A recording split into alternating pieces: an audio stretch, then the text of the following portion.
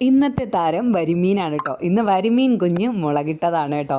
അപ്പോൾ എല്ലാവരും റെസിപ്പി ഒന്ന് ട്രൈ ചെയ്ത് നോക്കണം കേട്ടോ. അപ്പോൾ വരിമീൻ്റെ തൊലി ഉരിഞ്ഞ് വൃത്തിയാക്കി എടുത്തിട്ടുണ്ട്. ഇനി നമുക്ക് ചൂടായ പാനിലേക്ക് നാടൻ വെളിച്ചെണ്ണ ഒഴിച്ച് കൊടുക്കാം, കടുകിട്ട് കൊടുക്കാം, കറിവേപ്പില ഇട്ട് കൊടുക്കാം കേട്ടോ.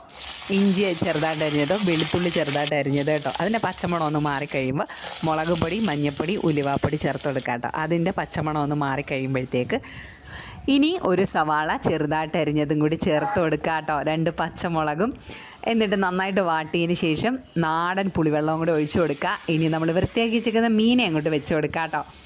എന്നിട്ട് ആവശ്യത്തിനുള്ള വെള്ളം ഒഴിച്ച് ഒരു 10 മിനിറ്റ് വേവാൻ വെക്കുക കേട്ടോ. ദേ നമ്മുടെ കറി ഇവിടെ സെറ്റായിട്ടുണ്ട്. നല്ല മണമൊക്കെ വരുന്നുണ്ട് കേട്ടോ. അപ്പോൾ എല്ലാവരും ഈ കറി ഒന്ന് ട്രൈ ചെയ്ത് നോക്കിയിട്ട് കമൻറ്റ് ഇടണം കേട്ടോ. നിങ്ങൾക്ക് വരിമീൻ കുഞ്ഞിന് പകരം മത്തിയോ അയലയോ ഉപയോഗിക്കാം കേട്ടോ. അപ്പം പുഴുങ്ങിയ ചീനിക്കൊപ്പം ഈ ഒരു പുളിക്കറി ഉണ്ടെങ്കിൽ ഭയങ്കര ടേസ്റ്റ് ആയിരിക്കും കേട്ടോ.